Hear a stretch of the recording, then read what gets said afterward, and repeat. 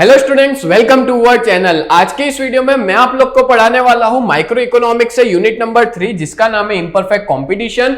और अभी तक मैंने आपको लेक्चर 1 जो है वो पढ़ा दिया है। आज हमारा जो है वो लेक्चर 2 है और आज की इस वीडियो में मैं आप लोग को पढ़ाऊंगा average revenue and marginal revenue in monopolistic competition. उससे पहले मैं आपको 3 मीनिंग पढ़ाऊंगा कि मोनोपोलिस्टिक कंपटीशन होता क्या है और एवरेज रिवेन्यू और मार्जिनल रिवेन्यू क्या होता है। मेरे को मालूम है हम लोग ने ऑलरेडी परफेक्ट कंपटीशन में पढ़ लिया है, बट सेम चीज वापस मैं करवाने वाला हूं। तो आज का हमारा लेक्चर नंबर 2 है और आखिरी जो लेक्चर 3 होगा वो होगा short run and long run price discrimination equilibrium of the firm in monopolistic competition. तो शुरुआत करते हैं हमारे लेक्चर की। तो टॉपिक नंबर 2 है ये आज का, और सबसे पहले हम लोग समझते हैं मोनोपोलिस्टिक कंपटीशन क्या होता है।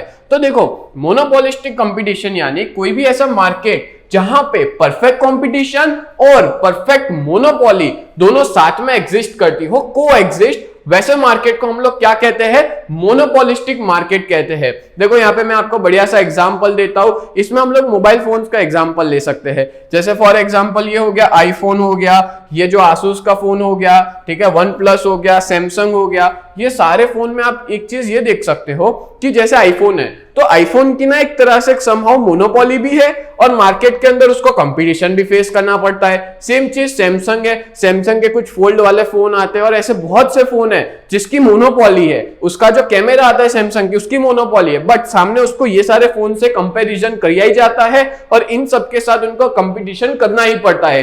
दैट्स व्हाई इस मार्केट को भी हम लोग क्या कहेंगे? मोनोपोलिस्टिक मार्केट कहेंगे। बोलो क्लियर हुआ? अब हम लोग आगे बढ़ते हैं। नेक्स्ट है एवरेज रिवेन्यू, यानी क्या होता है? तो सिंपल चीज है, average revenue revenue per unit माना जाता है, यानी कि एक यूनिट से जो रिवेन्यू जनरेट होता है, रिवेन्यू यानी इनकम, जो इनकम जनरेट होती है उसको एवरेज रिवेन्यू कहा जाता है। या तो मैं आपको ऐसे भी समझा सकता हूं कि जब जितना भी सेल्स ऑफ प्रोडक्ट हुआ है उसको डिवाइड करेंगे टोटल यूनिट ऑफ आउटपुट के साथ, यानी कि टोटल यूनिट ऑफ प्रोडक्शन के साथ, तो मुझे टोटल रिवेन्यू मिलता है। और इसकी फॉर्मूला भी याद रखना, total income divided by total unit produce. ठीक है, देखो एक एग्जांपल देता हूं। फॉर एग्जांपल मान लो कोई प्रोडक्ट है जिसमें से मेरे को 100 रुपए इनकम वन हुई है, ठीक है, और मैंने टोटल 10 प्रोडक्ट बेची, तो एवरेज रिवेन्यू क्या आएगा?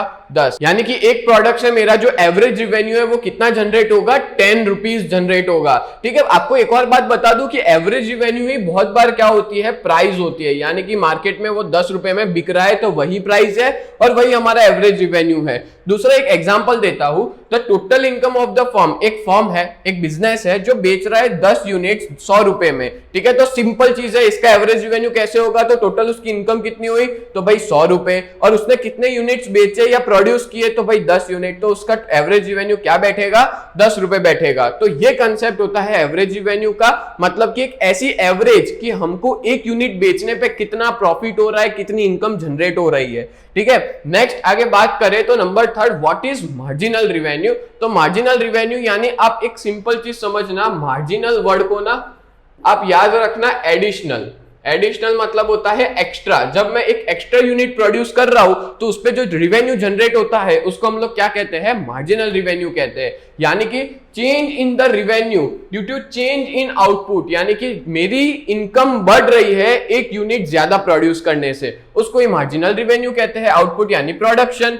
ठीक है, एक एग्जांपल देख लो यहाँ पे, the total income from 10 unit is 100 rupees. मान लो 10 यूनिट मैंने मार्केट में बेचे, 10 यूनिट बेचने से कितनी इनकम हुई? 100 रुपए हुई। अब टोटल इनकम जो है वो 11 यूनिट बना रहा हूं तो मेरी कितनी हो रही है? 108। 10 यूनिट बना रहा था तो इनकम हो रही थी 100। अब मैं 11वां यूनिट बना रहा हूं तो कितनी हो रही है? 108। अब एक चीज समझ लो कि एक्स्ट्रा कितना हो रहा है? 108 में से 100 माइनस करो, कितना आएगा आंसर? 8 रुपए। तो पता है आपको 8 रुपए मेरा क्या हुआ? Marginal revenue. यानी कि 11th यूनिट प्रोड्यूस करने पे मेरे को मार्जिनल रिवेन्यू कितने रुपए हो रहा है?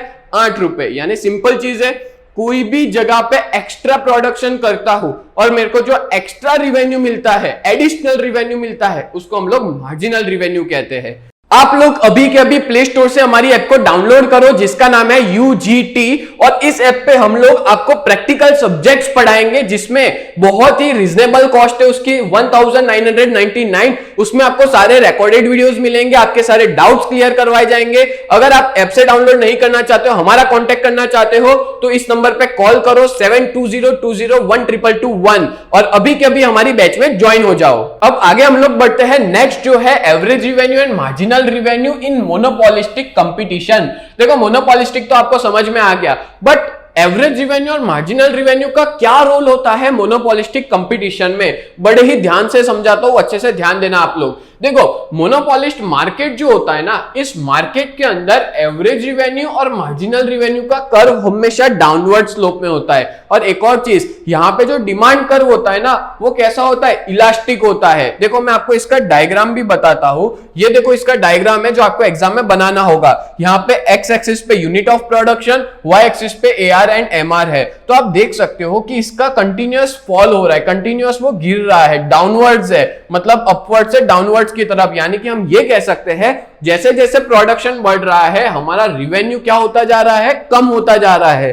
ठीक है, अब आगे नेक्स्ट पॉइंट पे बढ़े तो यहाँ पे प्रोड्यूसर ना क्या होता है जनरली, देखो मैं प्रोड्यूसर हूं, मैं ये पेन बना रहा हूं, मार्केट में कोई नहीं बना रहा था स्टार्टिंग में, बट अगर लोगों ने देखा कि इसका प्रॉफिट अच्छा खासा हो रहा है तो लोगों ने इसकी सब्स्टिट्यूट चीज ला दी, इसके जैसी पेन बनाना शुरू कर दिया। तो फिर सीधी सी बात है क्या होगा, स्टार्टिंग में तो मेरा रिवेन्यू अच्छा खासा हुआ, बट बाद में जाके वो रिवेन्यू क्या हुआ, कम होना शुरू हो गया। तो यहाँ पे भी यही दिया है कि जो प्रोड्यूसर होता है वो प्रोड्यूस वही चीज करता है जो सब्स्टिट्यूट प्रोडक्ट्स अवेलेबल हो मार्केट में। जैसे इसके जैसी पेन और भी होगी, तो स्टार्टिंग में तो मेरे को फायदा किस बात का हुआ कि बहुत कम लोग बना रहे थे, बट जैसे जैसे टाइम बढ़ा वैसे वैसे लोगों ने और बनाना शुरू कर दिया। अब आपको पता ही है मोनोपोली में क्या होता है, ये मैंने बता रहा हूं मोनोपोलिस्टिक, ध्यान से सुनना, मोनोपोलिस्टिक अलग है और मोनोपोली अलग है। अब मोनोपोली में जो सेलर होता है उसको मोनोपोलिस्ट बोलते हैं।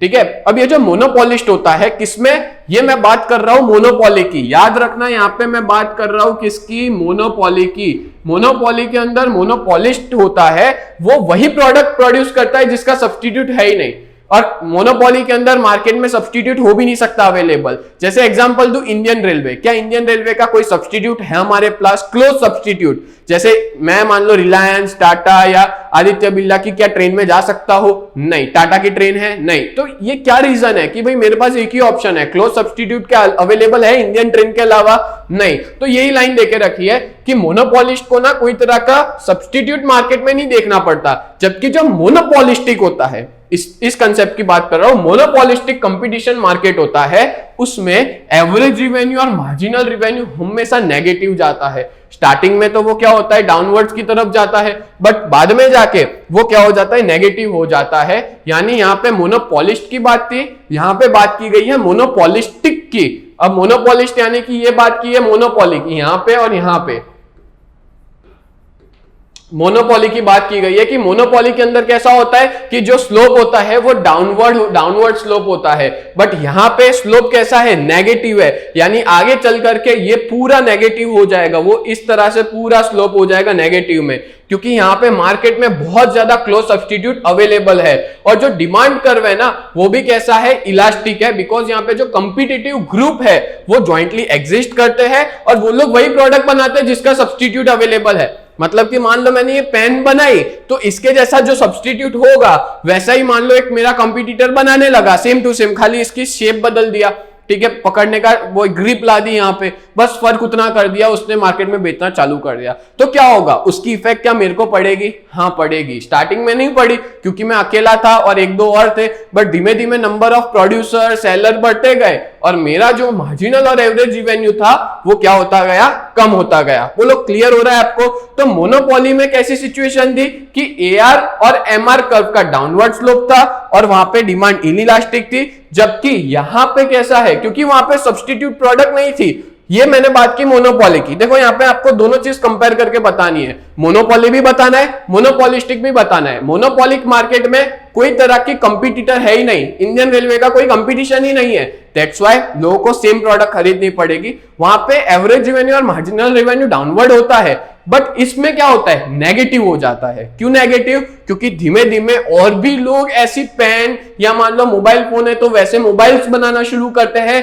जिसकी वजह से मार्केट में डिमांड क्या हो जाती है, कम हो जाती है, और एवरेज रिवेन्यू और मार्जिनल रिवेन्यू नेगेटिविटी शो करना शुरू कर देते हैं। और यहाँ पे जो डिमांड है वो कैसी है, इलास्टिक है, यानी कि जैसे जैसे मार्केट में लोगों का नंबर ऑफ प्रोडक्ट्स बढ़ रही है वैसे वैसे मेरा एवरेज रिवेन्यू और मार्जिनल रिवेन्यू कम होना शुरू हो जाता है। तो दोस्तों उम्मीद करता हूं ये वाला टॉपिक बहुत इजी था और आपको समझ में आया होगा। अगर कोई डाउट्स है तो आप लोग कमेंट्स में भी पूछ सकते हो। तो ऐसे वीडियोस देखने के लिए आप लोग हमारे चैनल को सब्सक्राइब करें। अब मिलते हैं नेक्स्ट वीडियो में, तब तक के लिए bye and thank you so much.